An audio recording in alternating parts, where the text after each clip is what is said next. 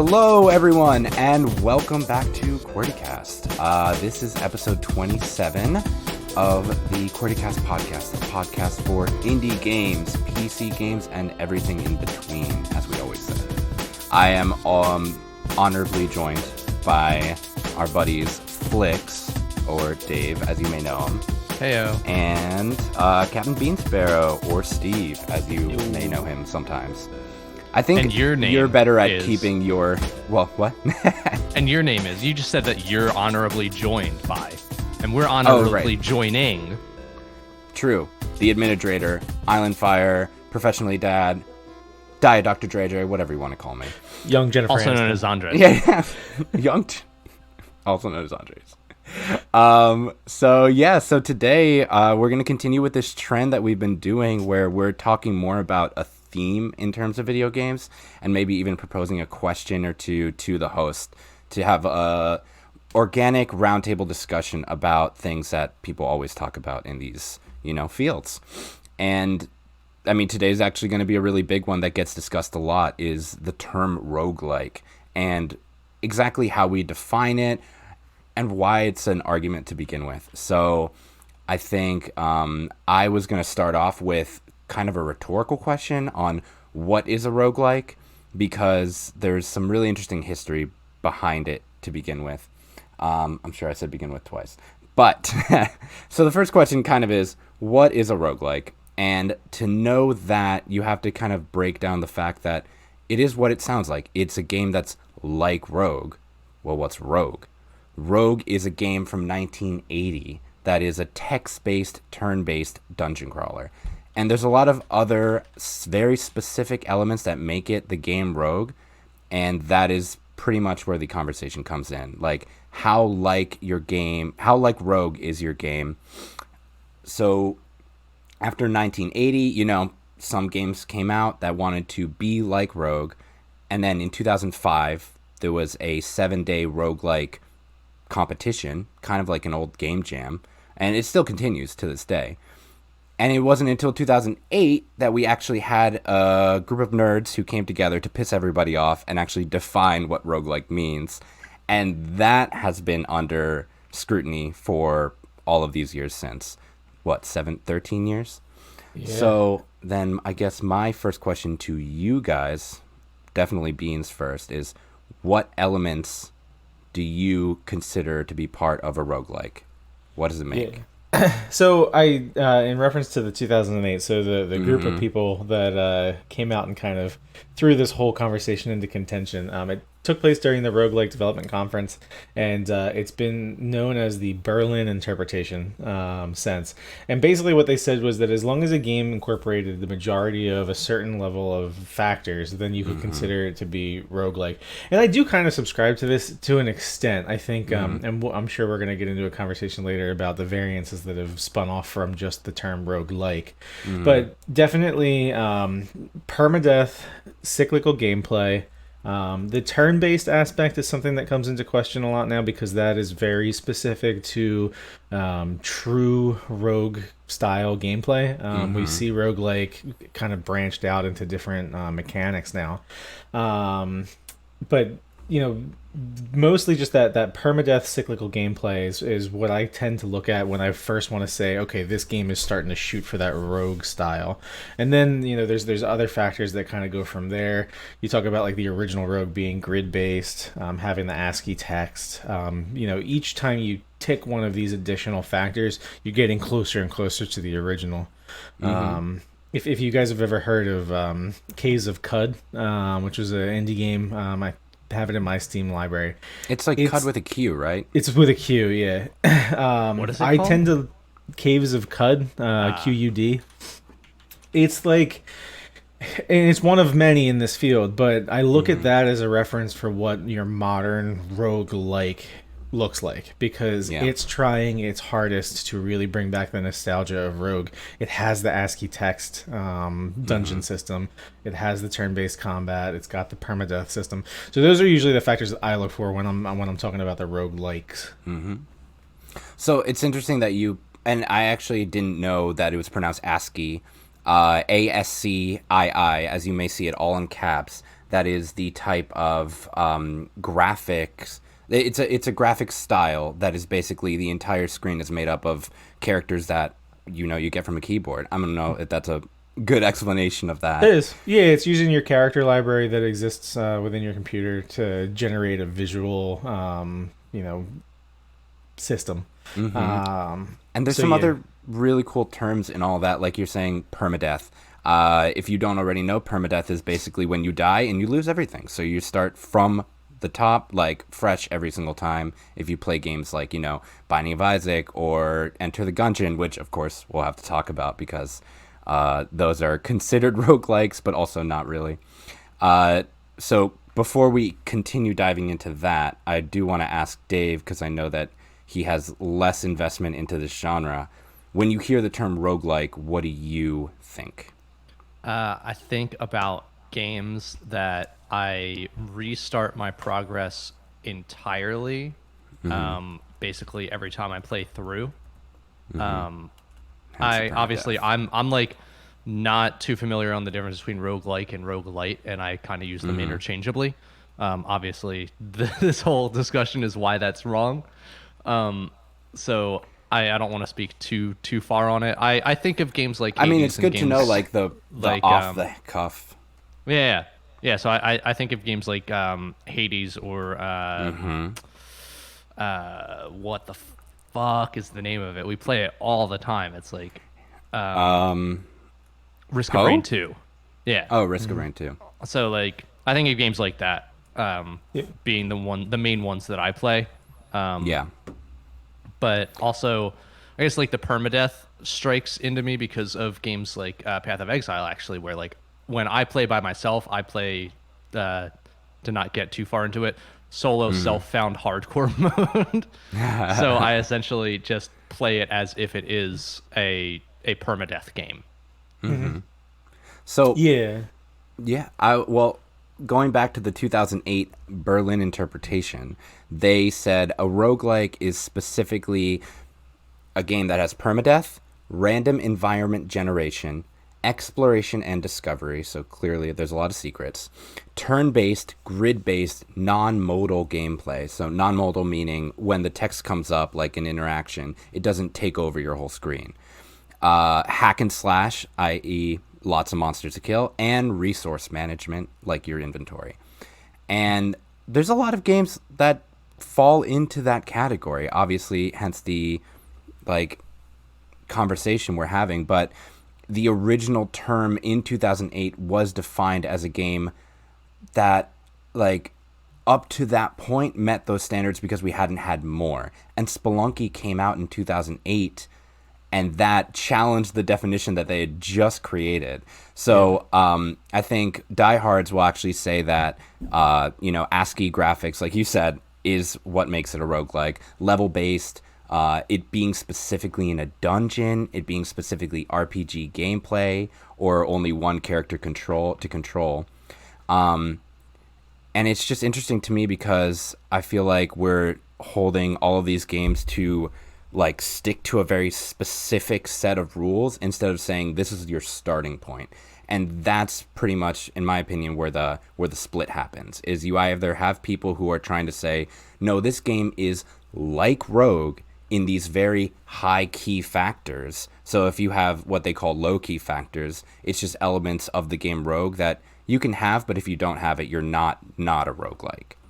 Yeah. And I think that's something where, with what David mentioned, saying the difference between roguelike and roguelite, the important part here is that the key term rogue hasn't disappeared from the vernacular. So, and something I do want to point out, and we're going to probably discuss a lot of these key differentials, but for anybody who's listening, if you were to just, for the sake of pure argument, go on to Steam and look at the top 250 roguelikes, and then go to Steam and look up the top 250 roguelites, something that you're going to notice is that just the first top 10 I think 9 out of the 10 games is consistent on both lists. Yeah, they So fucking cross-pollinate. so the problem is that, like, yeah, us, when we talk about things to like these fine details and we go into that die-hard descriptions, like, there are people who are going to care to that extent, and it's going to be very important to them that this is kind of the differential between the game types. But for the majority of players out there,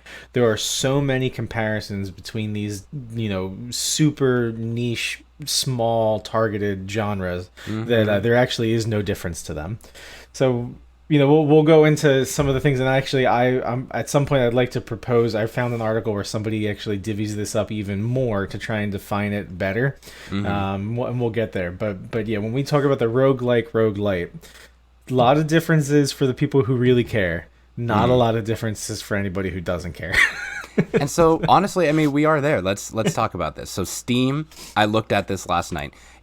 And Dave is going through it right now, but Steam has more than one. It has more than 2 genres that you can jump into. It's roguelike, roguelite, roguevania, action roguelike, and traditional roguelike. Actually, also there's deck building roguelike, which I was so it's even crazier. Yeah, and there's just so. In what other context do we define a genre of games? And I have an answer for this. But in what other context do we define a genre of games based on one game that came out 40 years ago? I mean, the answer obviously is Metroidvanias. You know, you hear other stuff like that. Yeah, that's defined on 2 games. Just in the exactly. title alone. Metroid and Vania. Both of which you haven't had like a main title release in like years. So it's just interesting to me that we still continue to hold ourselves to these definitions based on a very general explanation of, not the first game of its type, but the first one to make itself famous. And what's really interesting is that the first roguelikes that came out were literally trying to copy Rogue because of how video games were made. If you couldn't access the game that you played once, you're just going to make your own, because this was all, I don't know if you would say open source, but it was all made by hand, and like people wanted to play Rogue again after 1980. So this game called Hack came out, which was literally somebody trying to make Rogue. And heck. I'll just throw in some other traditional roguelikes that are considered definitively roguelikes. Let's see. I got... Oh, shoot. I have this. Okay, here we go. So games that are specifically called roguelikes are obviously the game Rogue. NetHack, which was the game Hack, just remade again. It was built on top of the original game Hack. You have Adam, ADOM. That's an acronym. You have Angband, which was also... And these are all games that specifically have that ASCII graphic display. But the first thing to move away from the ASCII graphic display, or the differences that people made in roguelike games, wasn't first the graphics, because that's not what's going to evolve first. It was going to be the exploration style of the game, and even kind of breaking away from that fog of war look. And if you don't know, the term fog of war is like, as you discover the dungeon, it opens up to you, and not like all being available to you all at once, which I kind of really like as a term. Yeah, but I like that term. I'm a fan of that style too. A lot of games that I play use that style. Right. And what's the other? So one of the first couple of games that actually pulled away from that ASCII graphic look is the Japanese roguelikes, because people in Japan wanted to play Rogue, and out of that came, I think, a game called Fatal Dungeon or something like that. I know I'm terrible at remembering this right now, but the main 2 Japanese roguelikes that became really famous in the past are called Shiren the Wanderer, and a Dragon Quest IV spin-off called Mystery Dungeon. Which is interesting, because that Mystery Dungeon title actually then was, co-opted into a couple other series, most notably the Pokemon Mystery Dungeon. Exactly, which I loved as a kid, and I had no idea that I was playing in a traditional roguelike. So is it Fatal Labyrinth, Andres? Fatal Labyrinth, thank you. Okay. Yeah. And somebody, it was also Crawl, and I was like, wait, like the game Crawl? Great. But it's Linley's Dungeon Crawl. It's an old ASCII graphic roguelike. And I'd be doing a disservice to some of our friends from the Diet Group if I didn't mention Dungeon Crawl Stone Soup, which is like a still played game today that's very much in that like hardcore roguelike category. Mm-hmm. Yeah. So then the split actually came to Roguelike-like before it came to Rogue-lite. Yeah. And I mean, and that's do you want to still speak debated. to that? Well, yeah. So I was gonna say the derivative that I've seen thrown around that is really kind of like held in contention, because the roguelike likes. I think that terminology really started when people tried to define games like Spelunky, which was really competing with this Berlin interpretation. You also see games like FTL, Binding of Isaac. So I think what ends up happening with Roguelike-like, and you can kind of chime in on this, but essentially it's if you can check the majority of the boxes, but you're missing a few key aspects, we still consider you to be attempting to build a rogue, but it's not as true as a roguelike anymore. So now we've gone one degree further away. So the roguelike is going to have most of those key elements, but it's going to be missing something, specifically the visual, and maybe even the turn-based combat system, depending upon how the game is being implemented in its mechanics. But those are when you'll really see the major differences when you switch out to the roguelike. We kind of separate ourselves one degree further. And yeah, and it seemed like a lot of... It's funny that you go for graphics first, because you're the one that I saw in that conversation post the competing article, the one that's really famous. I can't remember the guy's name, but he talks about how the Berlin interpretation is trash. And he mostly notes that the ASCII graphics cannot hold that, like, that genre in place like that, because there are games like the Mystery Dungeon games that pushed away from the ASCII graphics super early on, and they've always been considered a roguelike if you look at the Wikipedia entry for roguelike games. Yeah. Which we know from all schooling that Wikipedia is the most reliable source for information all the time. All the fucking time. That's why, despite that stigma, it tends to be, at least for the general purpose, a pretty decent collection. Yeah, of until you get information. trolls who wipe out entire languages based on just funsies. Damn it, I know exactly what you're talking about. I think it was like an old Gaelic language, right? Or Scottish language. Yeah, it was a traditional language, and all of the history of it was wiped out because somebody just decided to fuck with it. Anyway. Because it sounded funny. But yeah, building on what you're saying. So like, I mentioned Binding of Isaac specifically because this is something that's been really, really discussed, and I'm not sure if you guys have ever had a chance to play it.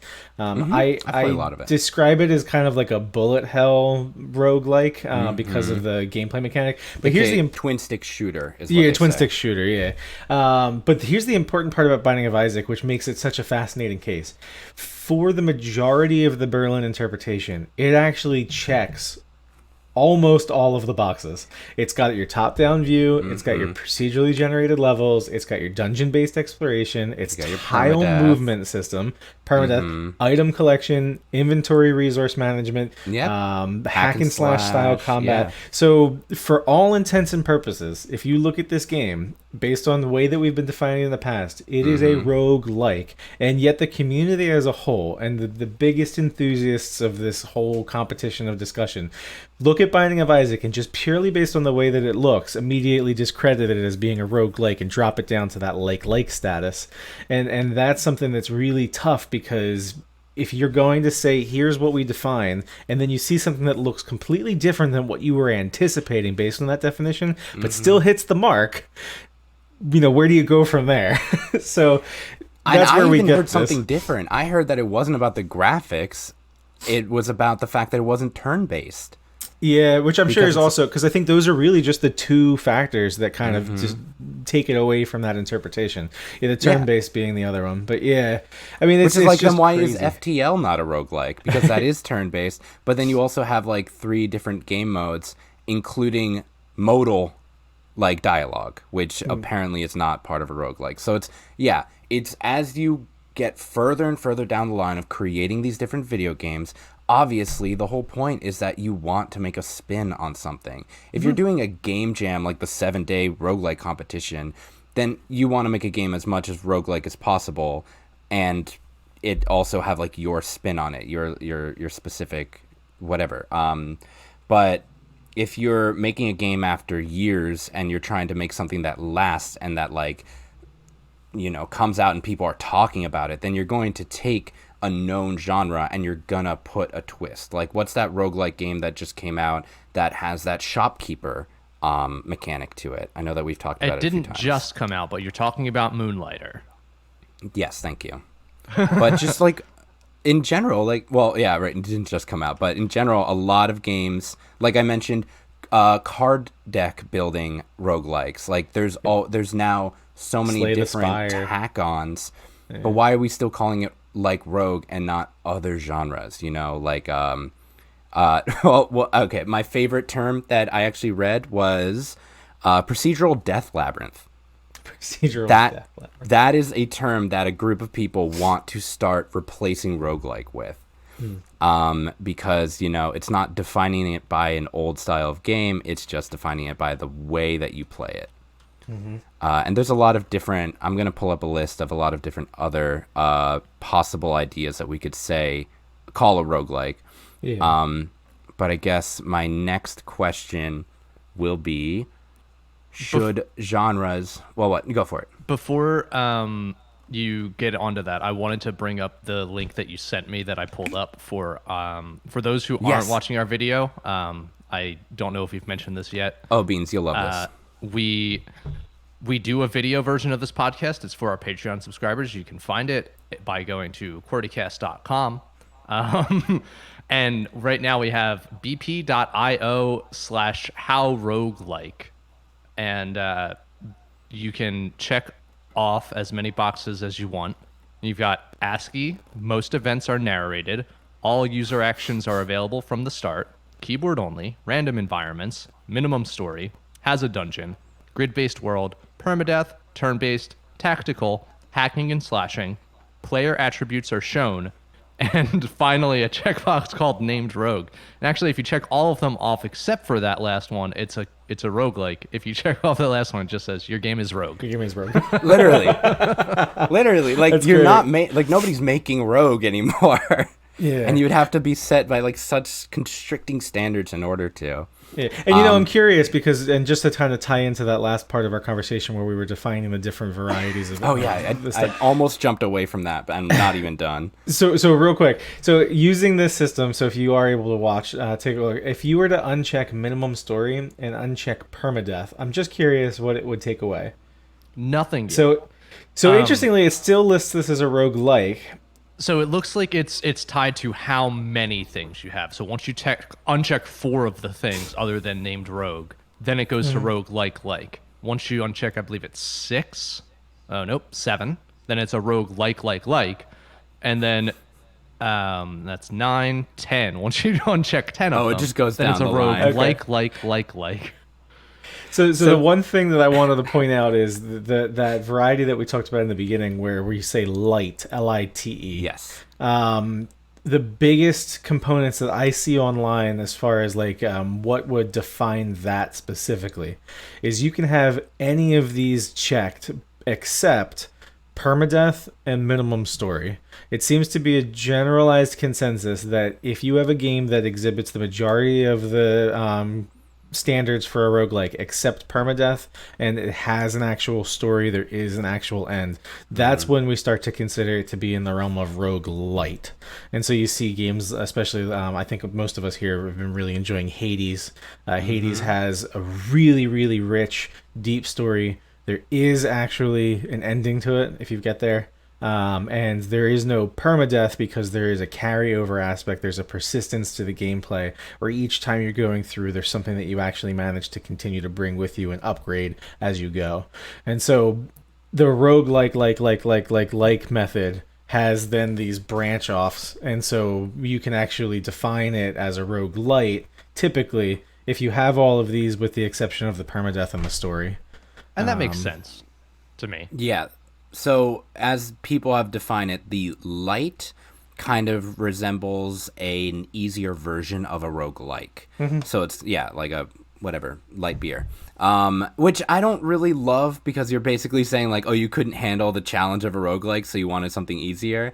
Because like the first game to define a roguelite was Rogue Legacy, which, do we even have to fucking get into why did they call it that? Because it's not a roguelike. It's a Metroidvania that has rogue elements. So that's but rogue. Sorry, go ahead. I was just gonna say that Rogue-lite, as Steve said, is very much mostly defined by the fact that it is carryover progress, and that you have something happening between each run. Like with Rogue Legacy, it's hilarious. Every character you play is actually a descendant of the last character you let die.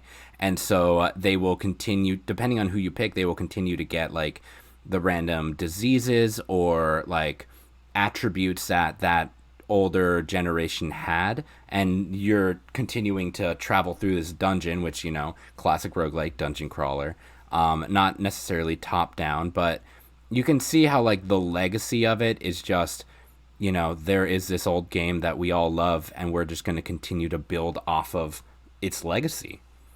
And yeah, so a roguelite is definitely one of those definitions that we're all just kind of battling over. I didn't even hear Roguevania, which is basically what this is, and that's what Steam defines it as. Yeah. Yeah, go for it. So what I was gonna say is the one on that website that stuck out the most to me was having all abilities unlocked from the start. Because most games that I play in like what still have the tag of roguelike, L-I-K-E instead of roguelite, L-I-T-E, do not have everything unlocked from the beginning. Hades is one of them, that because that doesn't just have the expansive story and the no permadeath. It also has that aspect of as you progress through it, you unlock more abilities.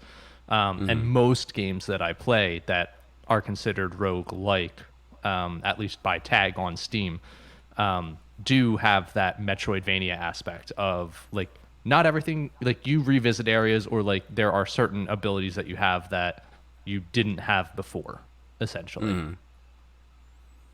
Yeah, there's like a progression aspect to it. Yeah. Which I actually prefer those games because the progression, I think, is what helps me go back and continue grinding through something, is because I know oh, my progress doesn't fully reset every time I start. Yeah, and this goes to Andre's thing where we talk about like, you know, when we use the word light and we say easier, there's almost like this negative connotation associated with that. And I think that's, we kind of have to disassociate ourselves with that, because what it really is it's a totally different game type that appeals to different players.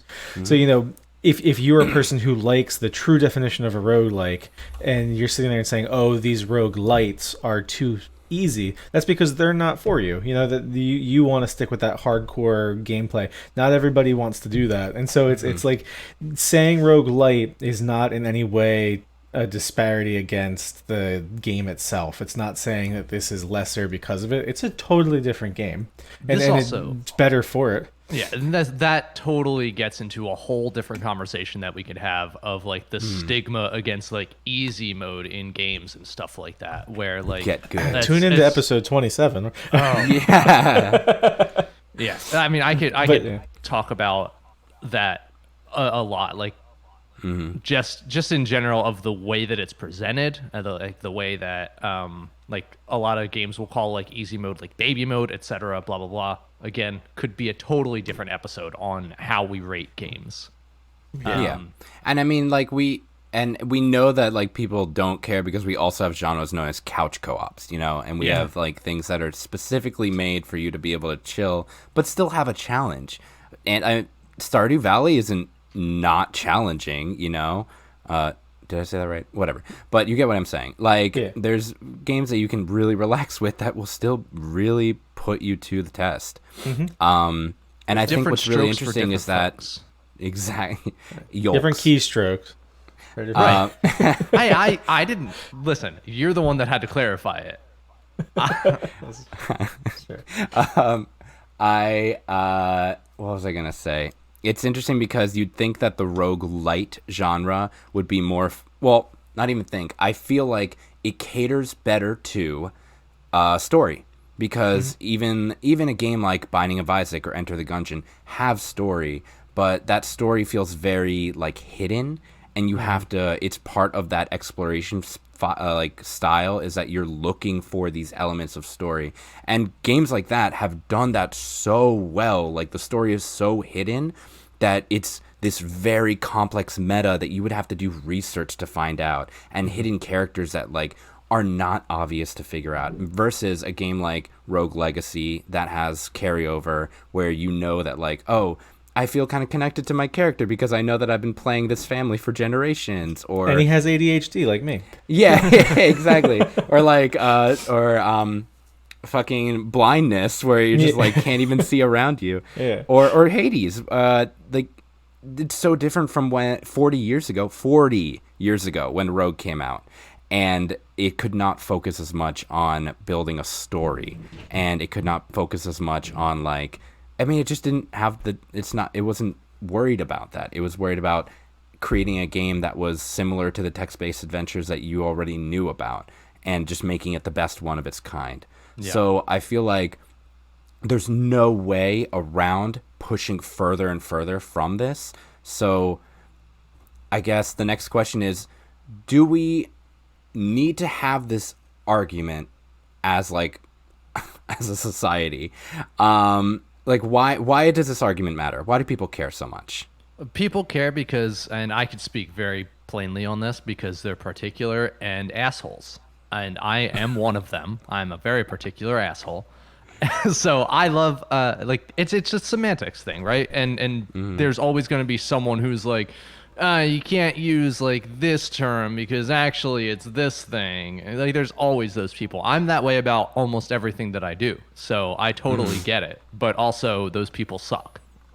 So. Yeah, well, and I will add like a counterpoint to this. So although I agree wholeheartedly with how Dave described that, having this particularity in the way that we define things also affects the developers. And so because of the fact that this is held in such contention, because it's very popular right now to have this discussion, I think it's also a motivation for your developers to try and inject some type of originality into it in order to make this discussion even more difficult. And so, you know, it's one of those things where, yes, in the grand scheme of things, they're all fantastic video games, and that's the only umbrella that we really need to kind of consider. But because of this whole competition in what defines me and what defines my game, we get to see this really well-rounded, you know, scope of games and mechanics. And every, 6 months, we're going to get something brand spanking new that we've never even considered. And now the whole conversation starts over.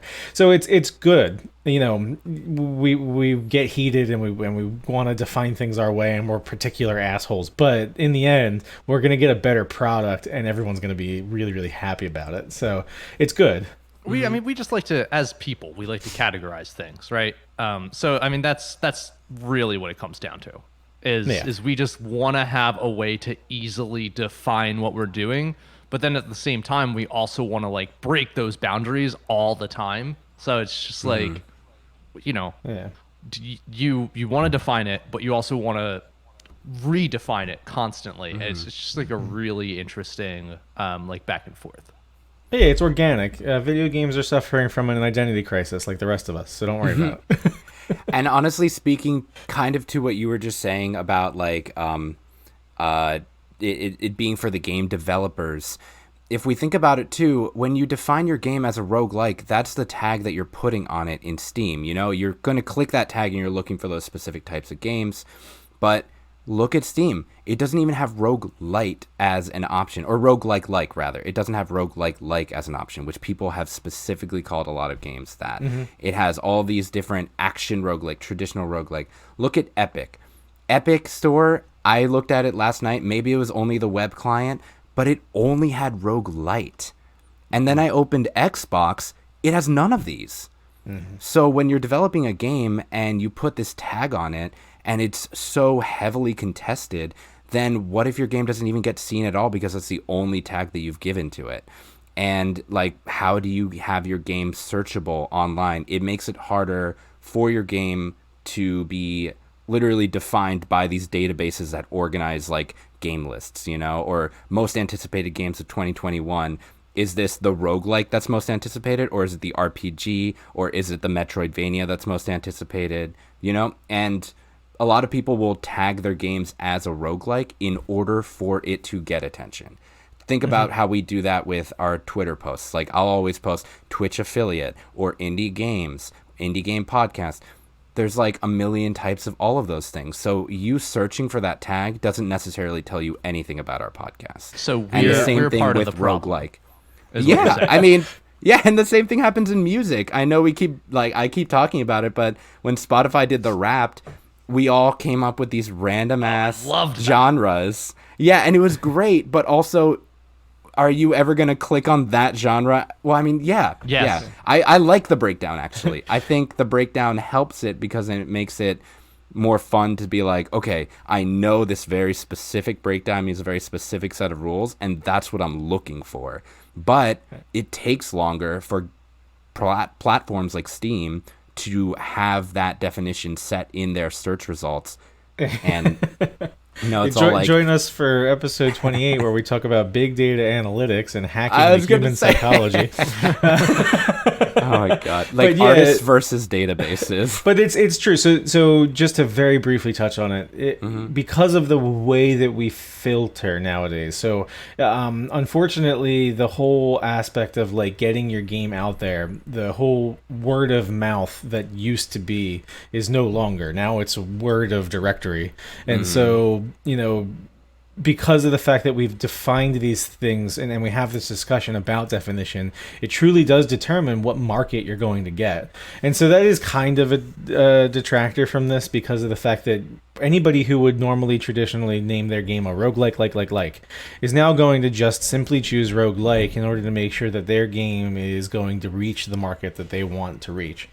And I think that may actually international too. Yeah, and that may be contributing to this whole discussion because we're seeing games that have a roguelike tab, or tag. But then the community as a whole is like, that's not a roguelike, that's a roguelike. And yeah. But doesn't that, to some degree, isn't that like a misleading type of thing? Like I totally get like the separation of roguelike and roguelite because of the very specific things that it changes. But like tagging Hades as a roguelike, like doesn't that kind of muddle your message as a developer? And also like, I mean, fortunately it's a great fucking game, but it could have just as easily been a flop, and you could have had, thousands upon thousands of review bombs saying this was tagged as a roguelike, it's a roguelite, fuck you, you suck, this game's awful because it's not what I wanted it to be. And like when people are looking for a very specific type of game, and then you go over here and you're like Dead Cells. Dead Cells is a Metroidvania with like some rogue elements, right? Some rogue elements to it. I know because I've played it and I fucking hate that game. Yeah, Slay the Spire on that list is actually a card game. It's a deck building game, but it doesn't play that way. And so yeah, I get what you're saying. Where like it'll definitely contribute to the community's willingness to shit on a game. Well, and it makes it harder for me to find the game that I want to play. I mean, you can't talk about oversaturation and then separate out the fact that we're simplifying genres to capture a wider audience, because is there as much oversaturation as we think, or is it just because we are sticking to these like older definitions and refusing to redefine genres, and B, then taking this older definition and just throwing everything into it, even if it like it's a smaller square than the circle, so it technically fits, but it's not a circle. You know what I mean? Yeah, the conversation about defining roguelikes is happening so much slower than the actual development of roguelikes. People are, like you just said, they're making them every single year, and I'm going to touch base on that even a little more soon, but they're making roguelikes every single year, and they just continue to push the boundaries of what that means. Meanwhile, we have one conversation in 2008 that defines the genre, and like we haven't had another Berlin interpretation since. It's just the definitions of things is just so bureaucratic. It's going to move so much slower than the actual presentation of these things. And it also makes you feel like an insider because it took me hours of reading to understand why the fuck this conversation happens in the first place. But yeah, does this conversation need to be had? What do you guys want the end of this conversation, this episode, to come to? I've already taken away a lot from it because it's given me a clearer definition between roguelike and roguelite, and I've now learned that I actually like roguelites and I don't like roguelikes as much. But aside from that, when you get into these nuances of roguelike, roguelike-like, roguelike-like, and then boiling it down to just throw them all into roguelike, there should be initially when you said the procedural death labyrinth as a new genre, I thought that's like a mouthful, right? But it does at the very least kind of define what the game is more so than just saying it's a roguelike, because well, one, a lot of people, I myself included, didn't know that roguelike, even though it's in the name, like I didn't know that roguelike was because it is like the game Rogue, which is a game that I've never played in my life. Also, click on that Never Say Roguelike by Tanya X Short. That was one of my favorite articles I read. Yes. It's further reading. Yeah. And so if you scroll down to the bottom of this article, you'll see that she actually proposes that we stop defining these games by it being like a specific type of game, and we actually define it more by the characteristics. So she said, just an example, maybe we should call things like this mastery games, games about learning a particular skill extremely well. You know, there's improvisational games, mystery games like mystery dungeon games, uncompromising, which, you know, a lot of people think about Don't Starve when you think of uncompromising games, but I always thought of roguelikes as uncompromising. You know, you feel like you build so much and you get so excited about your build and then it's just wiped. But you know that you can get back to that. And I can appreciate the thought process behind trying to drive a new way of having this conversation. But just as like a counterpoint to this, and something that I do think is important, and it also kind of answers your question about, you know, what do we want to get out of this in the end, and why is this conversation necessary in the first place? The reason why we associate game models with successful games is because it's an easy way for us to interpret immediately whether or not we have interest. Because that's really what it comes down to is, if I say my game is a roguelike and I liked Rogue, then that means that there is a very good chance that my interests will align with what this game actually is, and so I'm going to go ahead and try it. And so I don't know if I would subscribe to the conversation of trying to redefine these names, because then it abstracts the values that I'm interested in.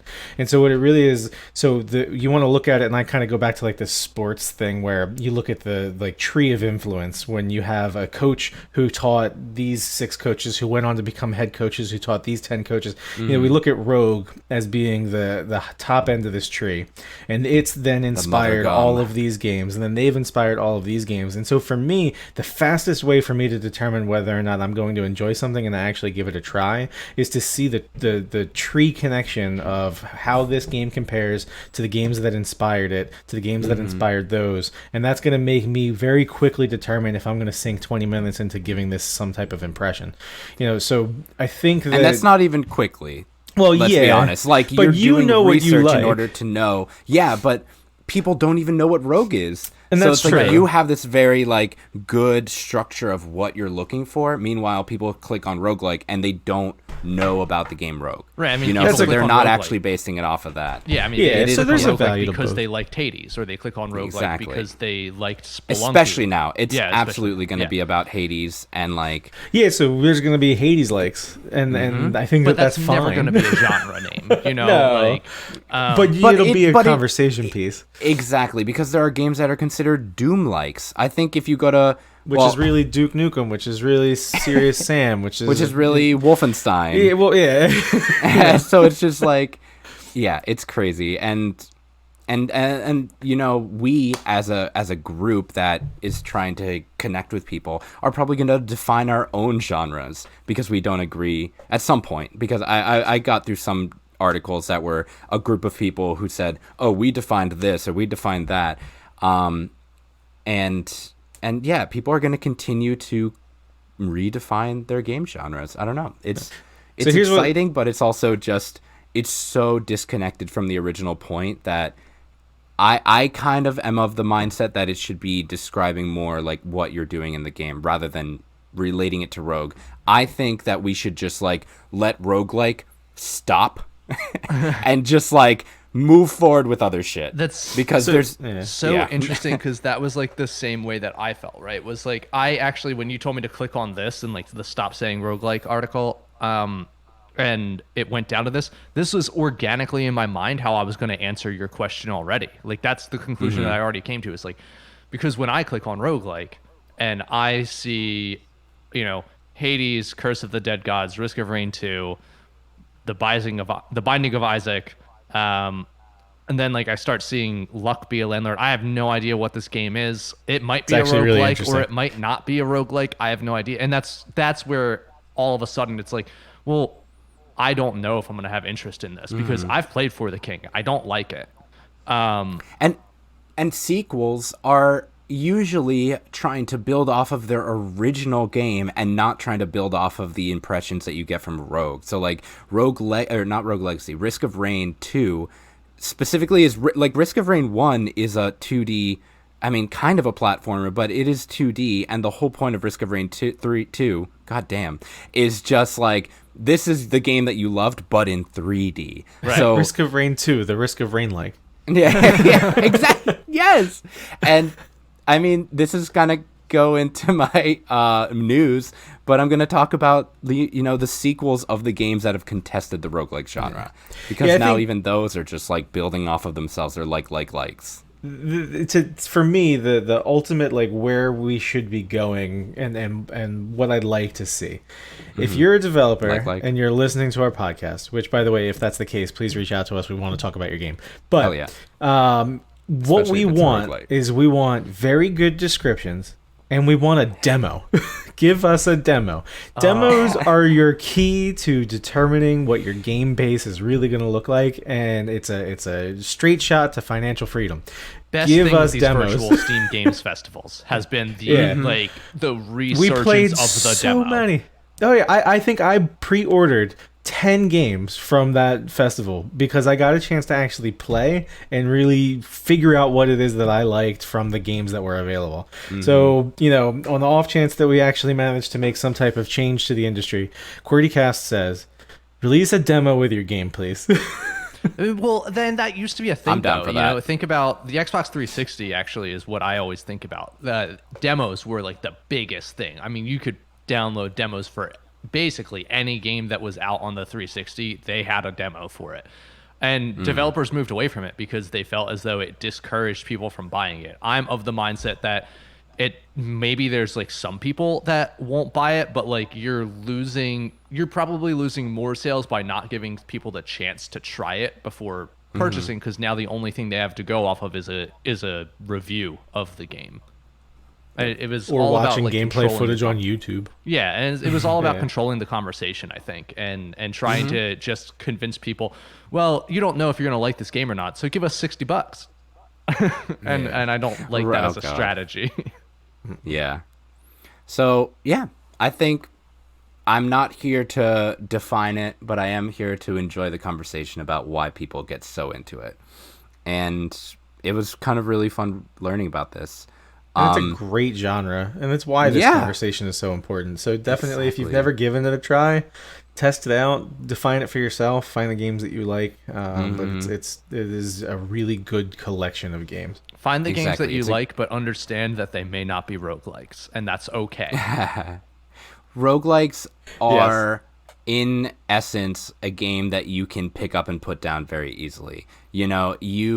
I honestly think roguelikes are going to continue to blow up, especially now, like when everyone is getting more into video games because of quarantine, and they recognize that it's not like a kid's platform, which I always hate that kind of conversation. Same thing happens with animation. But I saw a beautiful love letter to roguelikes written and posted from NPR, and so there's a lot of resources for the non-video game player to get into these games, and I think roguelikes are a perfect introduction for a lot of non-video game players because it is a game that you can pick up, play a loop of for like 10 minutes, and then put down and continue your work, you know? So, I'm excited to just continue to see more roguelikes and probably just look at the other tags it has attached to it. Yeah, I think that's the most important thing is like just be mindful that not all roguelikes are the roguelike that you might like. Yeah, and and I guess for me the big thing is like comparing it to the tag indie. Okay. Well, an indie game could be literally anything. Literally anything now. Anything. Yeah. So did I tell you guys how I was reading a post from Edward McMullen, who's the creator of Binding of Isaac, and somebody was like, how do you want the genre of indie games to go? And he was like, away.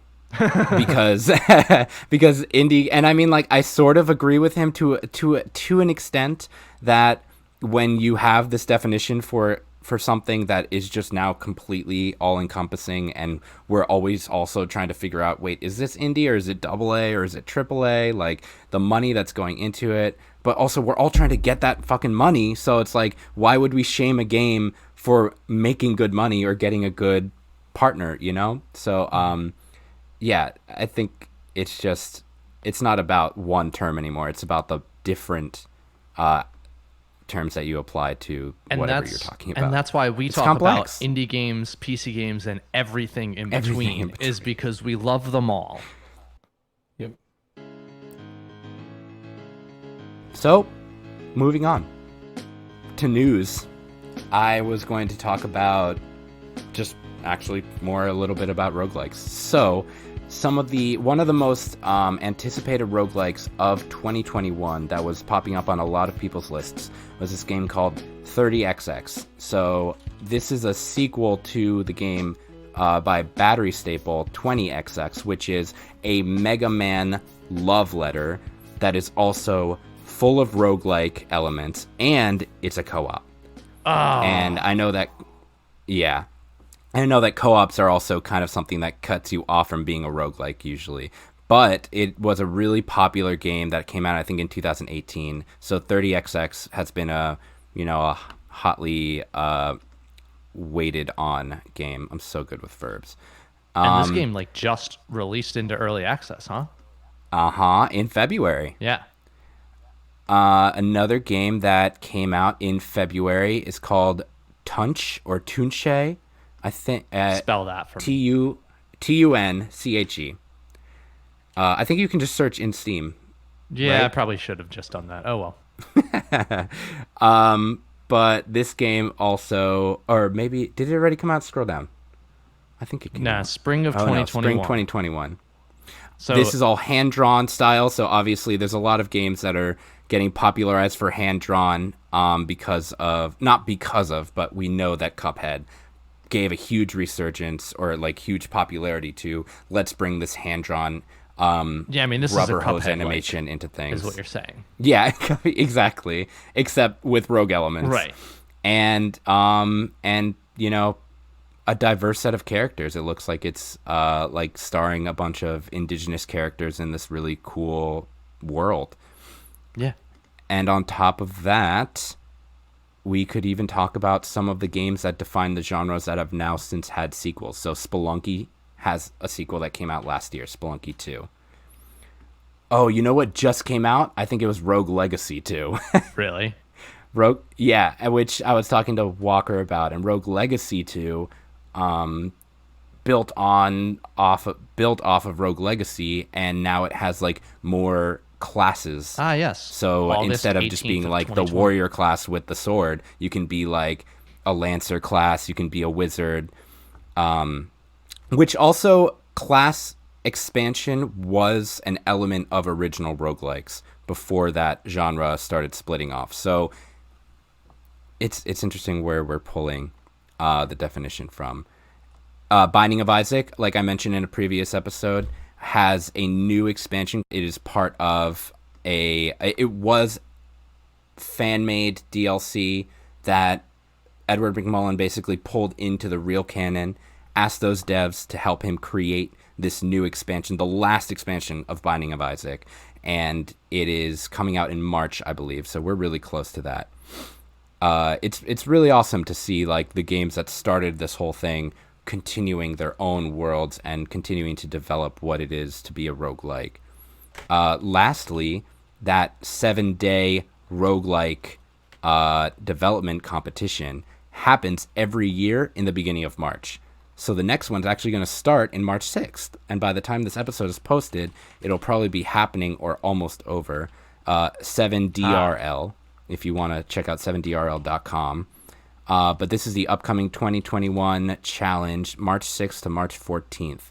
So if you want to see games that are considered traditional roguelikes because of maybe the graphic style and just all of those other high value factors, check that out. Even though the website isn't super strict on what it defines as a roguelike, it just talks about that being a conversation that people have.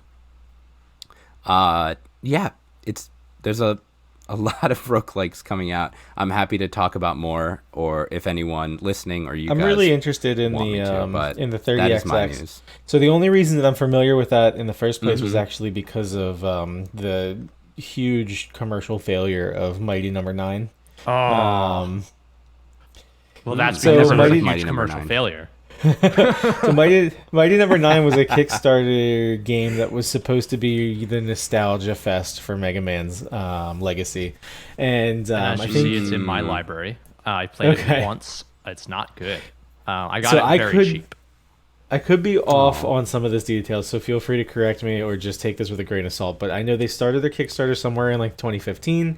It ended up delivering extremely like poorly and much less than what the anticipation, what the hype kind of like set players up for. But one of the things about it was because of its failure, I'm pretty sure 20XX got a huge jump in its market share because all the players who were looking to Mighty Number 9 to fill that void slid over to 20XX instead. But yeah, I just know that I didn't even pick up Mighty Number 9. I had it originally in my wish list and I was waiting for it. And then just based on everything I heard about it, I just said, you know what, I don't know if it's even worth it at this point, and so I skipped it. So I'm interested in the 30XX because if it is going to give you that kind of like Mega Man feel, then I'm going to have to take a look. So I'm Yeah, trying to read into this absolutely. really quick.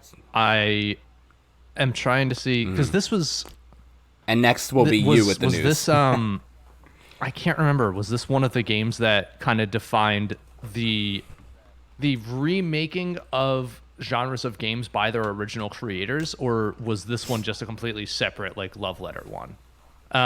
Because I know that what was it? The Castlevania creator created another game that was supposed to be basically Castlevania, but they stepped away from the franchise itself and just wanted to go back to what they loved about the game and bring it in. And I just can't remember if Mighty Number 9 was one of those in that trend of That's a good point. of original creators who then just mucked it up by running it through Kickstarter.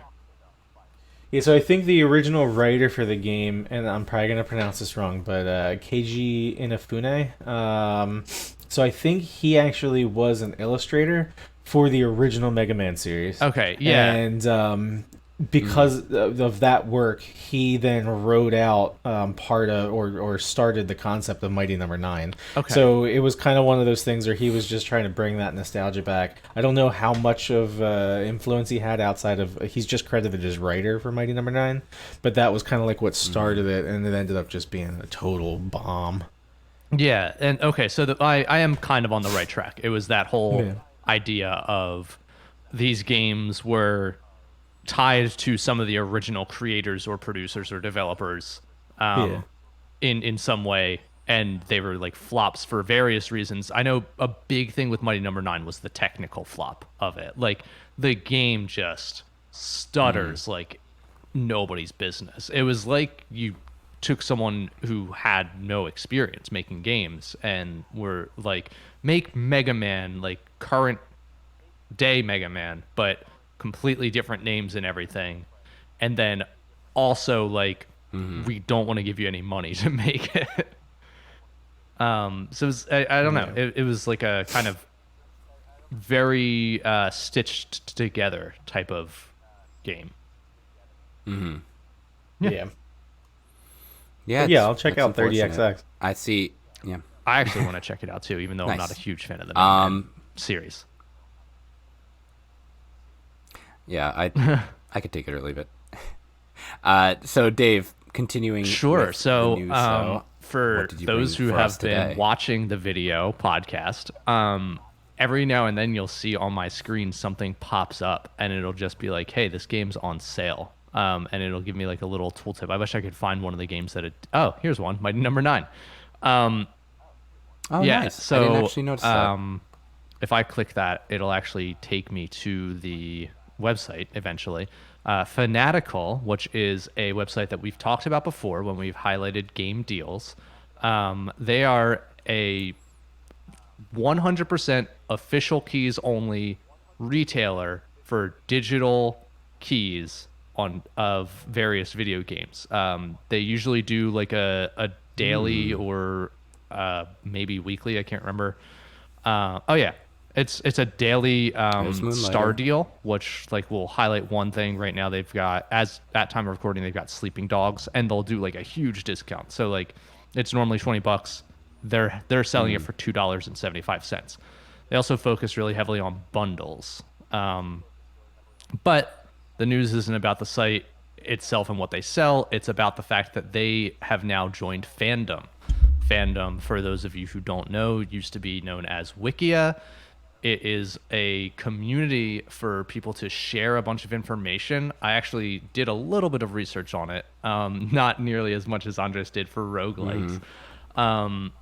But I guess Wikipedia has like very constrictive like sets of rules for what you can and cannot put on there. Whereas the Fandom pages, again, formerly Wikias, can go deep into every little single category of a single topic. And a lot of like video games have Fandom pages, a lot of like fiction series, television, movie, etc., all have Fandom pages.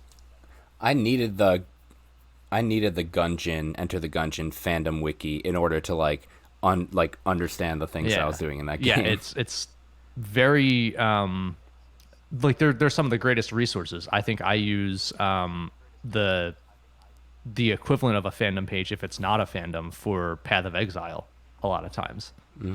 Where I'll just like, when I want to look up what something is, it'll that'll be like one of the main things that I do.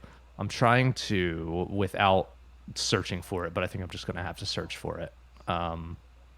Is the FAQ Fanatical of it. blog.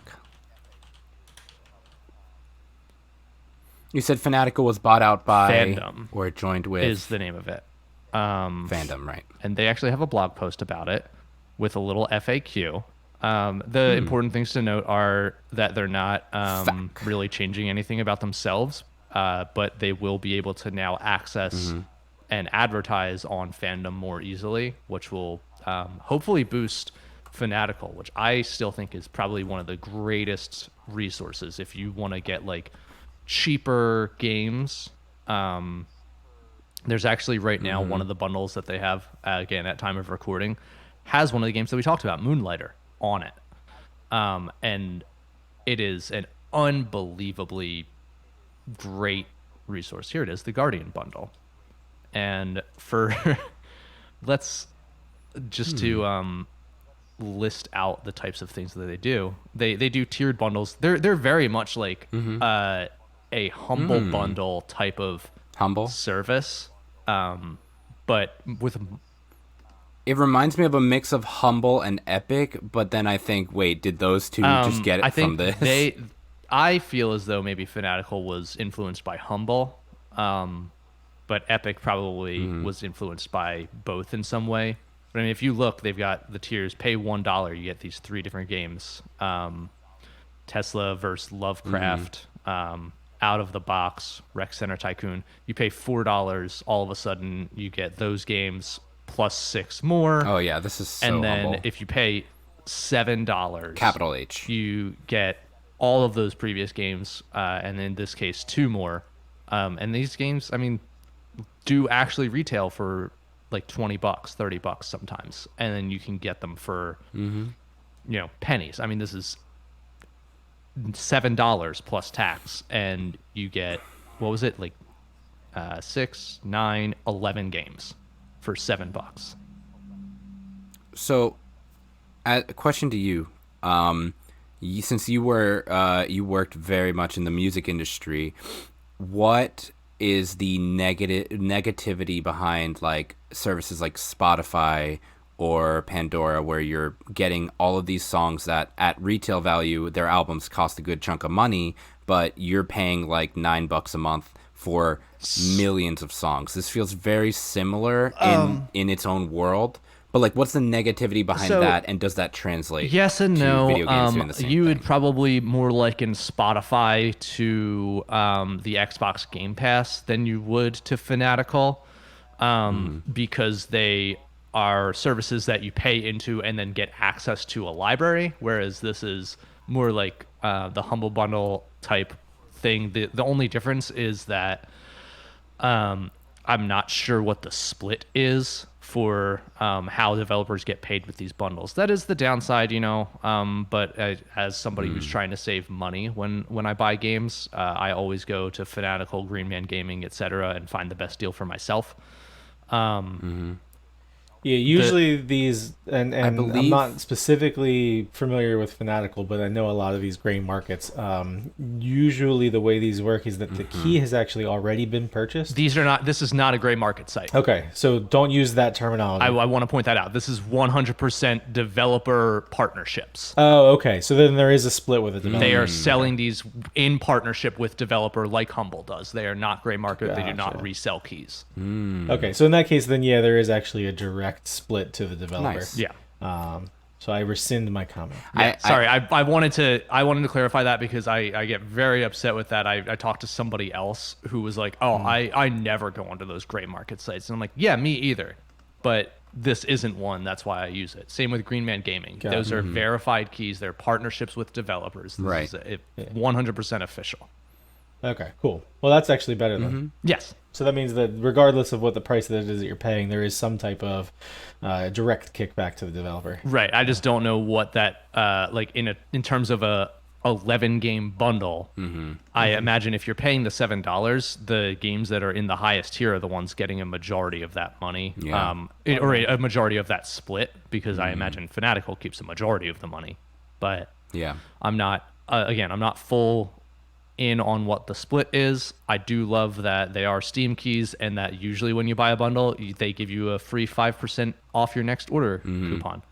I think a future episode could definitely be discussing different platforms and the sales they do and the kind of takeaway that devs get from those. Because I've mentioned before that Steam, Epic, and itch.io all have very different percentages for how much they give, how much they take off the top. And I think, I have to look back into it. I remember seeing 30% for Steam, maybe 15 to 18 for Epic, and like 10 or less for itch.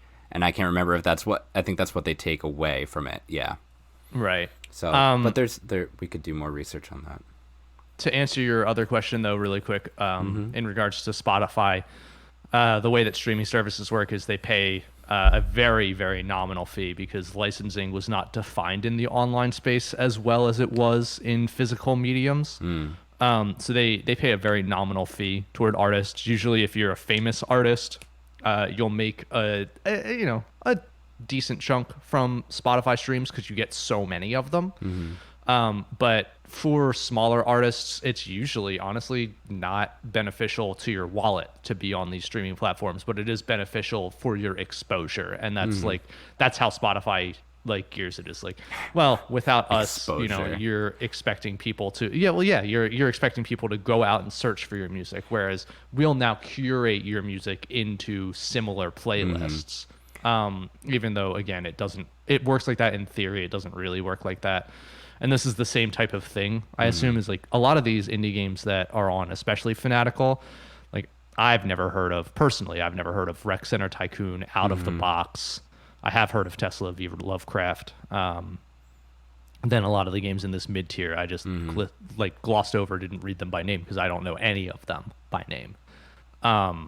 So it is, in my opinion, more of an exposure thing than it is an actual monetary gain for those companies, in hopes of either the developer / publisher getting more traffic in the future, or at the very least trying to create a franchise with a foundation of, like, let's say, oh, this is Moonlighter. Well, when we release Moonlighter 2, we've now captured these people who got Moonlighter for really cheap.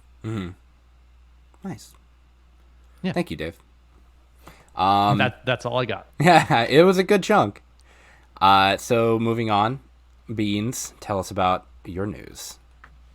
Yeah, so I'm going to give an update to the A sequel? Epic Games versus... Yeah, well, in this case, I think it's the trilogy. I'm actually going to rename this section. So we're going to call this, for any future updates, Billionaire Baby's First Lawsuit. That's the new running segment on QWERTYcast. So basically, just to kind of catch you up and give you a quick overview of what has happened.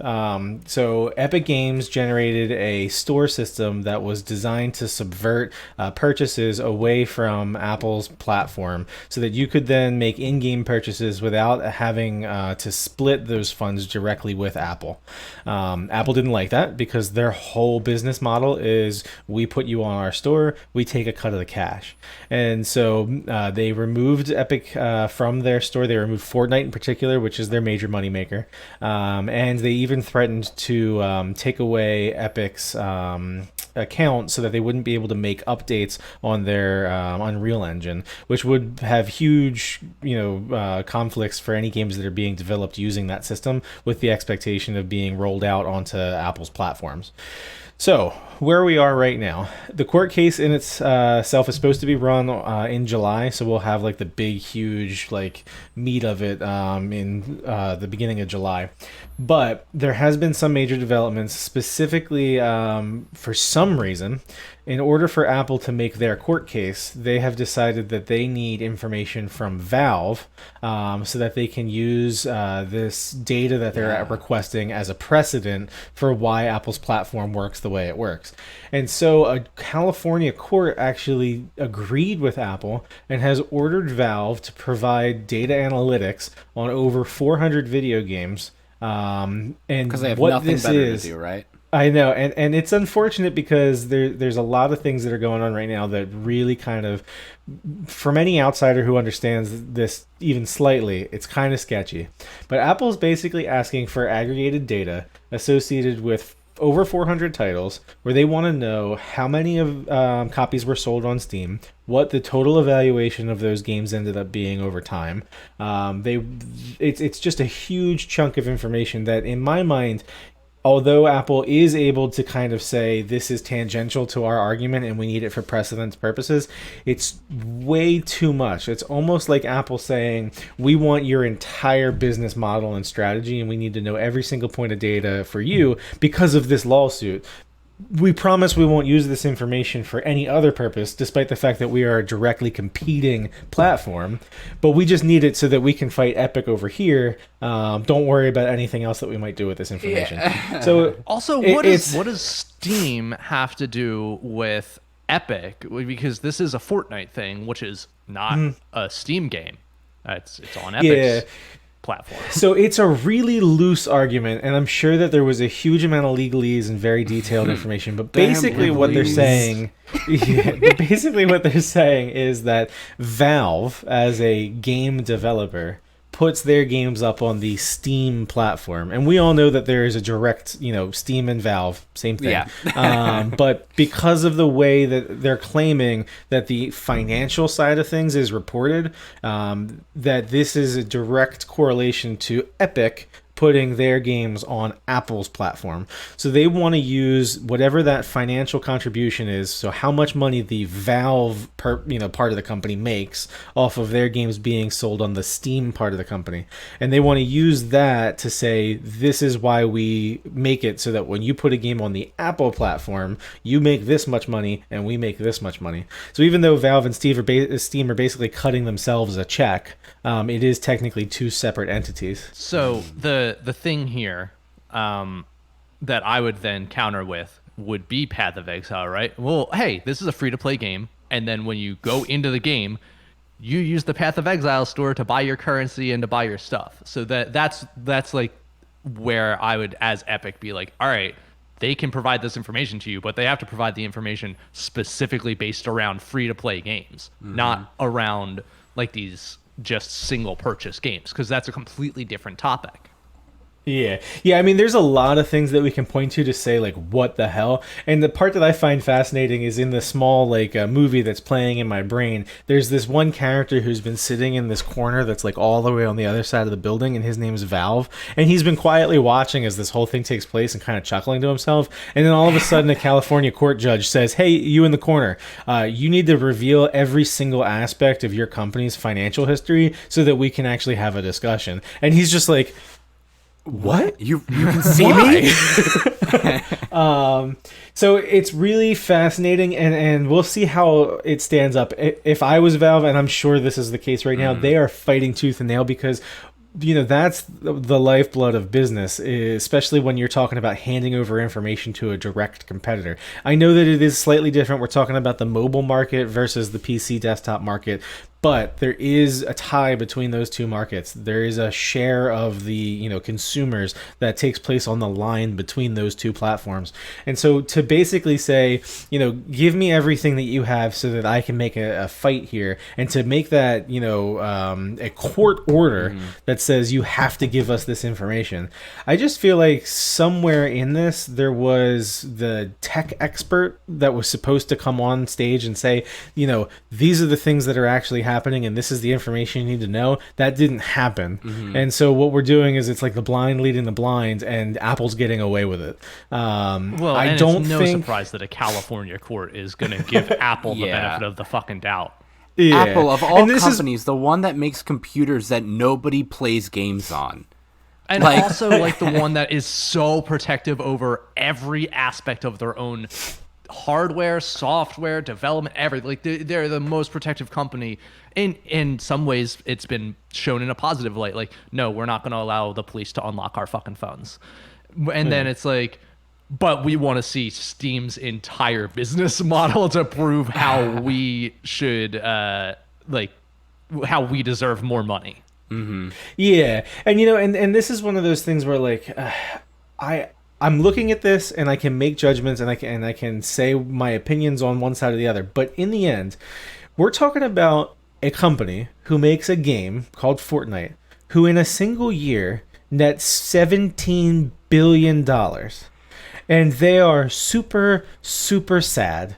Tears are flowing because they're missing out on a few $100 million of revenue from the smallest market share of their player base. Yeah. The Apple mobile platform. Like, they've decided to pick this fight. Have the lawsuit against Google. It's not. They do. Okay, that's true. Yeah. But again, and it's also on the mobile platform. But I agree with you. And then Google's been handling this a little bit differently. But the part that kills me is Epic's whole argument is we don't want money, we don't want damages, we just want to have a conversation about the developers' fees. And that puts them in this white knight situation.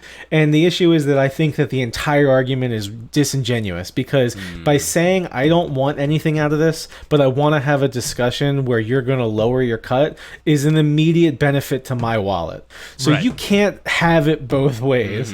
So, this company that's making more money than any of us can even fathom, that we'll ever see in our lifetimes, that our entire generation of our families will never probably actually have. And it's sad to think about. But these guys are so upset that there's a percentage difference between the amount of money that they make when it goes through your credit card bank or when it goes through my credit card bank, and that leads to, rise itself to the level of a court case that now is asking a completely different company for all of their financial information in order to try and make heads or tails of this. It's baffling.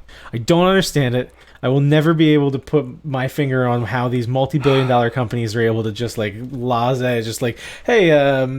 sue you, The answer that you're looking for is money. Yeah. That's we just how don't they're able have to do it. the perspective to understand how millions mean to somebody when I'm never gonna have $1 million. Well, it doesn't mean anything to them. That's the whole point. Is Right. it It's a literally number. doesn't mean anything to them. But they a number have the that's money less. to just prove a point. Yeah. That's all I it is think for them. If we can convince all the 12-year-olds that are using their parents' credit cards to buy skins in the game of Fortnite to recognize that our education is more valuable, we're done. The education is free. Yeah. Absolutely. It's just educate just people through video crazy. games. They're already doing it. It's just and for me to report on this, and I know that it's important, and it is going to have, especially for the purposes of the types of conversations that we have in QWERTYcast, this may end up being a historical landmark court case for indie developers, and so it is very important for anybody, who's out there, who's trying to develop games, who's considering putting it on the mobile market. I do not detract from the huge leverage that this is going to have for you in the future, and I respect that, and that's why I want to talk about it. But also, fuck all of these companies. But it's the worst part is it's not it could go the opposite way. It's it always reminds me of the girl talk issue. For those of you who don't know, girl talk, big performance type thing where they take the very popular songs of various genres and generations and they mash them up and they make their own piece, which arguably could be considered their own work of art, or arguably could be outright theft. And the essential thing is most companies don't want to, and most businesses don't want to sue on the grounds that if the court rules in the favor of the person who's making these mashups, we are fucked as businesses. And so it's bizarre to me that Apple or that Epic was willing to go forth on this over a few $1 million to make a point that will have implications that will ripple through the rest of game development indefinitely, because it can be overturned at some point in time. But the chances of it being overturned are pretty tough. I mean, this is a risk-reward kind of thing, and I think that my concern is just based on the very limited understanding that I have of the legal system. If at any point this starts to look like it's not going to work out in Apple's favor, I imagine that you're going to immediately see some type of deal form in order to avoid the potential fallout that you would have in the status quo of the current developer and platform, contract. But even still, if it's not going to work out in Apple's favor, that has heavy implications for the market in the future of game development. Oh, yeah. So it doesn't matter at this point. They've already gone past. They've opened Pandora's box essentially. They've gone past the point of no return. No matter what happens now, it has major implications for game development, and it has major implications for developers who don't have millions, billions, trillions of dollars to just throw at people. Yeah. So in that context, in that perspective, I am happy that this is happening, as long as it ends up rolling out the way that I'm hoping. But it always seems to be in cases like this, when you've got multi-billion-dollar industries, that the little man's going to end up somehow taking the shaft. Yeah. Yeah, this has to end up with Epic winning one way or another, because they still do own the major competing PC game platform right now. And Oh yeah, that's a whole nother conversation. yeah, exactly. So it's like the whole thing's happening with Valve. Does that mean that like Epic is gonna pull some shit to grab that data that Apple's getting from Valve so that they can know what Valve is doing to make their games certainly sell their better lawyers than have to have Epic? access to it to build the case. Yeah, more than likely what they're trying to do is they're trying to point to hypocrisy on Epic's side, because their system is designed similarly to Valve and Steam, where they have their own platform to provide their own game. But it's odd because we have this mobile structure. I mean, are we going to see Epic develop a new phone OS in the future? Who knows? Very unlikely. Nah, they might. Honestly, I would see them do it before Steam. But yeah, it's got huge implications. We're definitely going to be following this closely. As soon as some type of judgment occurs that actually makes like a huge effect on the current contract system for developers, be assured that we're going to talk about it immediately. Maybe we should do like a live stream for that. The funny thing to me with Apple asking for this information from Valve is that Valve is more akin to Google, and so is Epic in terms of the Play Store, where you do sell it on this platform, but this platform is not how you launch it. And that's essentially, from what I'm reading, the intricacy of this is that Apple claims that, well, you're launching it through us. It's tied to us the whole way through, and that's why you owe us money.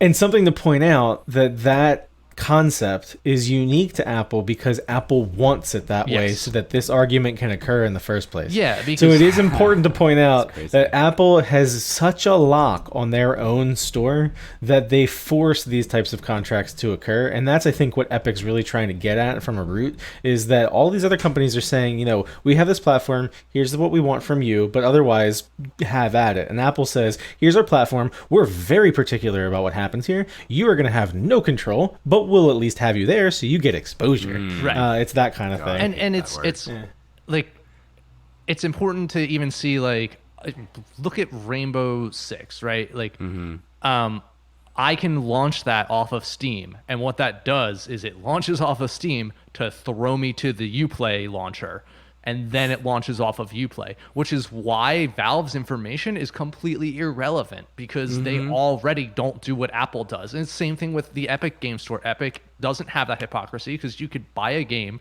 that launches through EA because it's an EA game, and you bought it through Epic, so you had to pay Epic initially, so they get a cut of it. But then it takes you to EA, and you're no longer tied into Epic in any way. Just like, in the fact that that's where your license lies. Doesn't the same thing happen with GOG? Like, you can merge all of your libraries and just launch Steam games through GOG, which probably launches it through something else. Right, and that's even more of an intricacy, because you bought it through Steam. GOG has absolutely nothing to do with it, other than the fact that they're like, hey, we recognize that you own this game. Just use us, and like, we'll launch it for you. And that's just to get people to use their platform in hopes of them buying more stuff through GOG, which will never happen because you can get better deals on Steam. Yeah. So in the end, you know, we're going to keep watching this closely. But as of right now, it seems to be getting more and more convoluted. So keep listening in, and we'll let you know what happens. Yeah, and listen to episode 20 where we first talked about this, if that's your thing. The confidence immediately fades. Yeah, right. It's like, nobody needs to listen though. It's okay. I love myself enough. Thank you guys. I feel like this was a great conversation. I'm so glad I brought this topic up today. We had a really good discourse on it. I really hope people are interested enough to challenge that discourse or even bring more information to it. If you want to talk more about this kind of thing, we have plenty of channels in our Discord that you can find through cordycast.com, like Indie Hype channel, that we just literally talk about indie games that we're hype about. The general text channel, you can even talk about this kind of thing. But we really want to invite people to, you know, give us their feedback on the discussions we have, and maybe even what kind of discussions you want us to have in the future. Should we do an episode on Metroidvania? Should we do an episode on, you know, developer cuts in every platform? What do you want to hear? Because that's what matters to us. I am going to say that we should close out the episode and make the About Us a nice little post show. So if you're interested more in who we are as people and kind of what we're up to, listen to the About Us. That's going to be posted probably on Patreon, maybe somewhere else. We'll see. We'll post about that too. We're working on it. Exactly. But we're making content that people... Yeah, in beta, right? We're making content that we just want people to be interested in listening to. So let us know your thoughts. In the meantime, we are QWERTYcast. This was a great episode on roguelikes and the definition, and we enjoyed having you. Any other thoughts? To be audio friendly. Wink. All right. Well, in that note, QWERTYcast out. QWERTYcast out. This episode is brought to you by our Patreon subscribers, our QWERTYcast hosts, our audio engineer musical master, Gary, and you, our listeners. If you'd like to join our community, find us through QWERTYcast.com, which has links to all of our platforms, including Twitter, Facebook, Patreon, Discord, and more. On behalf of everyone here at QWERTYcast, thanks for listening. This is Beans saying QWERTYcast out.